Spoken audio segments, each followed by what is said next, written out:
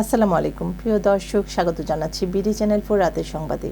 পুরো সংবাদ জুড়ে আপনাদের সাথে আছি আমি মাহফুজা পলক। শুরুতে জানিয়ে দিচ্ছি আলমগীর হোসেন সিটি সংবাদ শিরোনাম।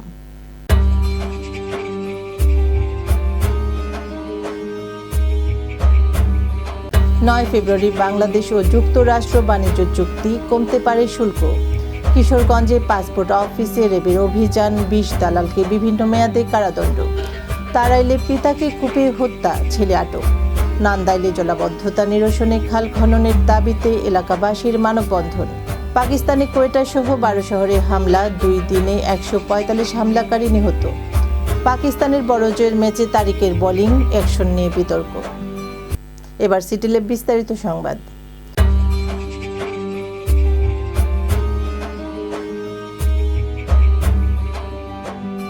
বাংলাদেশ ও যুক্তরাষ্ট্রের বাণিজ্যিক সম্পর্কের নতুন দিগন্ত উন্মোচিত হতে যাচ্ছে আগামী 9 ফেব্রুয়ারি।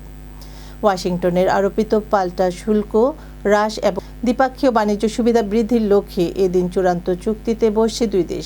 এর আওতায় মার্কিন তুলার তৈরি পোশাকে শুল্কমুক্ত সুবিধা পাওয়ার পাশাপাশি বোয়িং বিমান কেনা ও জ্বালানি আমদানির মতো বিষয়গুলো অন্তর্ভুক্ত থাকছে। আজ সচিবালয়ে বাণিজ্য সচিব মাহবুবুর রহমান সাংবাদিকদের এসব তথ্য জানান। প্রসঙ্গত, বাংলাদেশের পণ্যের ওপর প্রথমে 37% এবং পরে 35% পাল্টা শুল্ক ঘোষণা করে আলোচনার সুযোগ রেখেছিলেন যুক্তরাষ্ট্রের প্রেসিডেন্ট ডোনাল্ড ট্রাম্প। ওয়াশিংটনে তৃতীয় দফার আলোচনা শেষে গত 31শে জুলাই পাল্টা শুল্ক 20% নামিয়ে আনা হয়। তবে এজন্য দেশটির সঙ্গে বাণিজ্য ঘাটতি কমিয়ে আনার প্রতিশ্রুতি সহ বাংলাদেশকে বেশ কিছু ছাড় দিতে হয়। এবার সেফরন ডিলাইট স্থানীয় সংবাদ।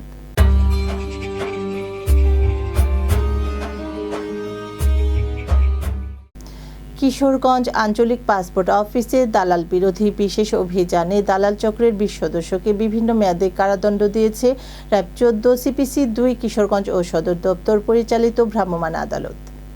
আজ সকাল 10টা থেকে দুপুর 2টা পর্যন্ত কিশোরগঞ্জ র্যাব 14 ও র্যাব সদর দপ্তরে একটি অভিযান দল এই অভিযান পরিচালনা করে। পরে আটককৃত প্রত্যেকে ভ্রাম্যমাণ আদালতের মাধ্যমে বিভিন্ন মেয়াদের কারাদণ্ড দেওয়া হয়।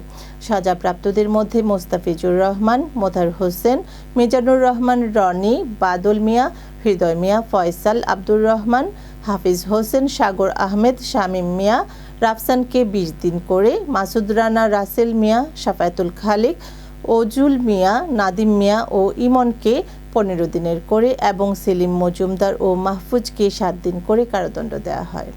র্যাব সদর দপ্তরের নির্বাহী ম্যাজিস্ট্রেট শাহ মোহাম্মদ জুবায়ের গণমাধ্যমকে জানান, অভিযানের আগে সিভিল পোশাকে থাকা র্যাব সদস্যদের কাছে দ্রুত পাসপোর্ট করে দেওয়ার প্রলোভন দেখিয়ে মোটা অঙ্কের টাকা দাবি করে দালাল চক্রের সদস্যরা।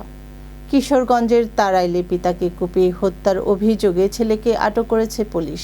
আজ সকালে উপজেলার দড়ি জাহাঙ্গীর মধ্যপাড়ায় এই ঘটনাটি ঘটে। নিহত রমজান আলী ওই এলাকার আব্দুল জব্বারের ছেলে। পুলিশ ও স্থানীয় একাধিক সূত্র জানায়, মাদকাসক্ত ছেলে জুয়েল নেশার টাকার জন্য প্রায়ই পরিবারের লোকদেরকে অত্যাচার করত। গত রাতে পিতা ও পুত্র একই ঘরে ঘুমিয়েছিলেন। ভোর রাতে জুয়েল দা দিয়ে পিতাকে কোপাতে থাকে। এ সময় পিতার ডাক চিৎকারে পরিবারের অন্যান্যরা গিয়ে জুয়েলকে আটক করে। এছাড়া গুরুতর আহত পিতা রমজান আলীকে তারাইল উপজেলা স্বাস্থ্য কমপ্লেক্সে নিয়ে গেলে কর্তব্যরত চিকিৎসক তাকে মৃত ঘোষণা করেন। খবর পেয়ে পুলিশ ঘটনাস্থলে গিয়ে জুয়েলকে আটক করে থানায় নিয়ে যায়। ময়মনসিংহের নান্দাইল উপজেলার আচারগাঁও ইউনিয়নের ধরগাঁও মৌজার ছেত্রা বিলের জলাবদ্ধতা নিরসনে সরকারি খাস জমিতে খাল খননের দাবিতে মানববন্ধন ও সমাবেশ করেছে স্থানীয় 4 গ্রামের মানুষ। আজ বেলা 11টায় ছেত্রা বিল সংলগ্ন এলাকায় স্বেচ্ছাশ্রমে খাল খনন করতে প্রশাসনের সহযোগিতা ও অনুমতি প্রদানের জন্য বারুই গ্রাম, ডাংরি, ঘোষপালা ও ধরগাঁও গ্রামবাসীর উদ্যোগে এই কর্মসূচি পালন করা হয়। মানববন্ধন ও সমাবেশে বক্তারা বলেন, ছেত্রা বিলের পানি নিষ্কাশন ব্যবস্থা না থাকায় দীর্ঘদিন ধরে 4টি গ্রামে জলাবদ্ধতার সৃষ্টি হচ্ছে, যার ফলে ব্যাহত হচ্ছে কৃষিকাজ। এই বিলে সরকারি খাস জমি ও রেকর্ডীয় খাল থাকা সত্ত্বেও খালের খননের অভাবে কৃষকরা তাদের ফসল ঘরে তুলতে পারছে না। তাই কোনো উপায় না পেয়ে নিজেদের স্বেচ্ছাশ্রম ও উদ্যোগে এই খাল খনন করতে চাইলে খাস জমি ভোগ দখলে থাকা একটি পক্ষ ওই কাজে বাধা প্রদান করছে। তাই খাল খননে প্রশাসনের আইনি সহযোগিতা প্রয়োজন বলে মনে করছেন এলাকাবাসী, যাতে এই জনকল্যাণকর কাজে কেউ বাধা সৃষ্টি করতে না পারে। এবার জীবনদীপ হেলথ সেন্টার আন্তর্জাতিক খবর।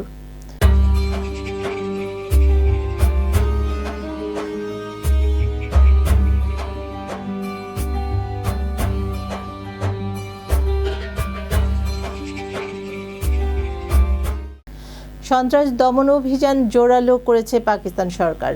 2 দিনে মোট 12টি শহরে বোমা ও বন্দুক হামলার ঘটনায় এই অভিযান পরিচালনা করেছে দেশটির সেনাবাহিনী। এতে সেনা কর্মকর্তা ও সন্ত্রাসী মিলিয়ে 100-এর বেশি মানুষ নিহত হয়েছে বলে বিভিন্ন গণমাধ্যমের খবরে জানানো হয়েছে।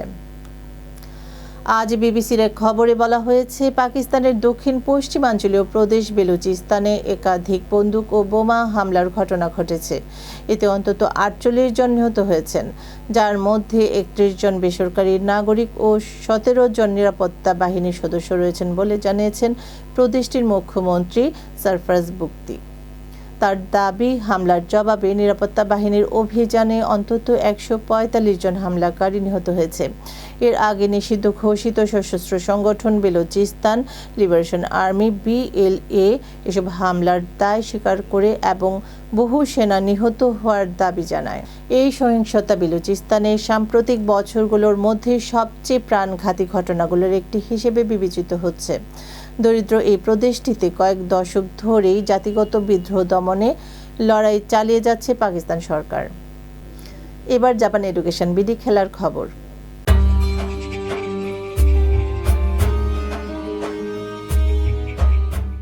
অস্ট্রেলিয়ার বিপক্ষে 7 বছর পর টি-20 সিরিজ নিশ্চিত করেছে পাকিস্তান। লাহোরে শনিবার দ্বিতীয় ম্যাচে 90 রানের জয় তুলে নেয় স্বাগতিকরা।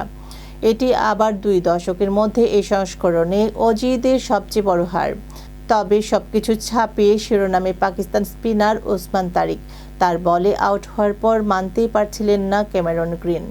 অঙ্গভঙ্গিতে তিনি চাকিং এর অভিযোগ করলে তারিকের উত্তরস্বরূপ কাণ্ডে হাসির রোল পড়ে গেছে ক্রিকেট বিশ্বে।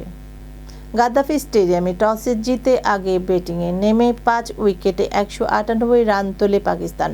রান তাড়ায় 108 রানে গুটিয়ে যায় অস্ট্রেলিয়া। ম্যাচের পর সামাজিক যোগাযোগ মাধ্যম ইনস্টাগ্রামের স্টোরিতে ছোট্ট একটি ভিডিও পোস্ট করেন। ইন্টারনেটের জনপ্রিয় সেই ভিডিওটি একটি বাচ্চার কান্নার ভিডিও। ক্যাপশনে তারিক লেখেন, আফটার গেটিং আউট অথবা আউট হওয়ার পর। অনুমিতভাবে গ্রিনকে উদ্দেশ্য করে সেই পোস্ট। তারিকের এই রসবোধ হাসির খোরাক জন্ম দিয়েছে ক্রিকেট বিশ্বে। দর্শক, সংবাদ শেষ করার আগে ম্যাপল ইন্টারন্যাশনাল স্কুল শিরোনামগুলো আরও একবার।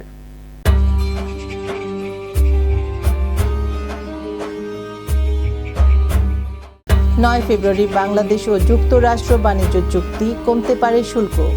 কিশোরগঞ্জে পাসপোর্ট অফিসে রেবের অভিযান, 20 দালালকে বিভিন্ন মেয়াদে কারাদণ্ড। তারাইলে পিতাকে কুপিয়ে হত্যা, ছেলে আটক। নান্দাইলে জলাবদ্ধতা নিরসনে খাল খননের দাবিতে এলাকাবাসীর মানববন্ধন। পাকিস্তানে কোয়েটা সহ 12 শহরে হামলা, 2 দিনে 145 হামলাকারী নিহত। পাকিস্তানের বড় জয়ের ম্যাচে তারিকের বোলিং অ্যাকশন নিয়ে বিতর্ক। প্রিয় দর্শক, এই ছিল বিডি চ্যানেল 4 রাতের সংবাদ। সকলকে পরবর্তী সংবাদ দেখার আমন্ত্রণ জানিয়ে এখানে বিদায় নিচ্ছি। আপনারা ভালো থাকুন, সুস্থ থাকুন। নিত্য নতুন খবর পেতে বিডি চ্যানেল 4 এর ফেসবুক পেজ ও ইউটিউব চ্যানেলের সঙ্গেই থাকুন। শুভরাত্রি, আল্লাহ হাফিজ।